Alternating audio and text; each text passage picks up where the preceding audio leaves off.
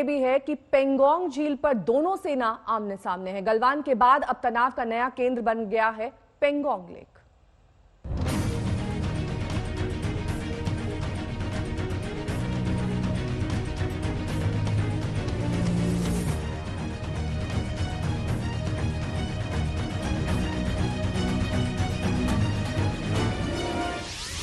गलवान में पिटने से बौखलाया चीन। अब पेंगोंग झील में टकराव की साजिश। भारत भी मुंहतोड़ जवाब देने को तैयार। सरकार ने दी सेना को खुली छूट। लद्दाख के गलवान घाटी में भारत और चीन के सैनिकों के बीच खूनी झड़प के एक हफ्ते बीतने के बाद अब एलएसी पर तनाव का दूसरा मोर्चा खुल गया है। वो है पेंगोंग झील।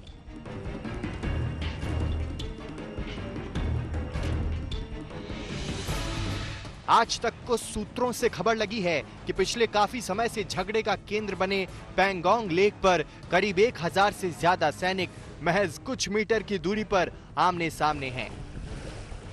राहत की बात यह है कि 15 जून के बाद से कोई टकराव नहीं हुआ है।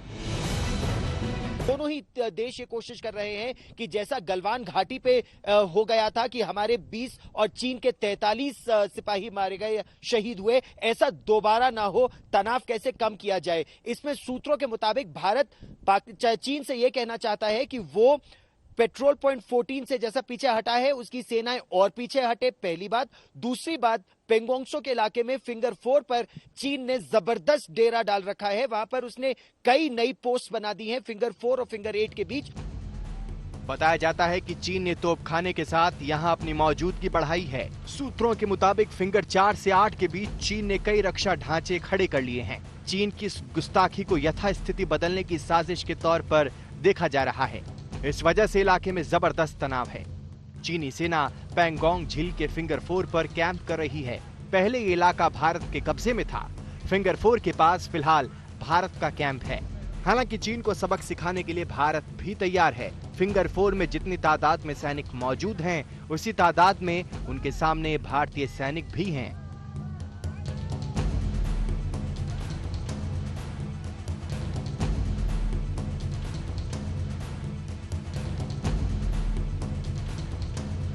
चीन को सोच लेना चाहिए कि जब गलवान में मुट्ठी भर भारतीय सैनिक उनका बुरा हाल कर सकते हैं, तो बराबर की टक्कर में वो कैसे टिक पाएंगे।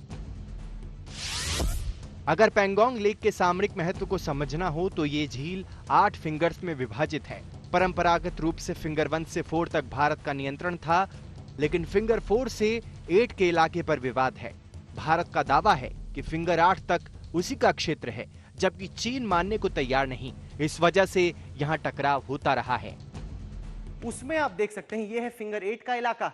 वहां से आप आगे जाएं, जो लाल डॉट्स आप देख रहे हैं फिंगर 4 के ऊपर, ये बीच पर यानी कि एकदम तट पर चाइनीज पोस्ट, साथ ही साथ ऊपर की तरफ भी चाइना ने एक बड़ा पोस्ट बना रखा है। एक तस्वीर मैं आपको और पेंगोंग इलाके की दिखाता हूं। यह है एक और तस्वीर उसी इलाके की। आप देख सकते हैं बोट शेड बना हुआ है।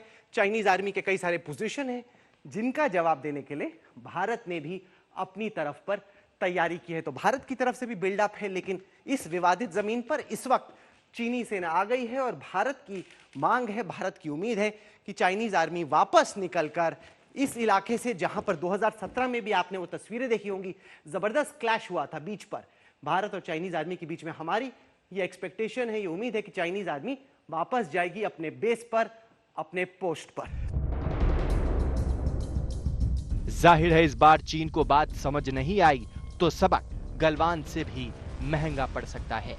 दिल्ली से अभिषेक भल्ला के साथ आज तक ब्यूरो।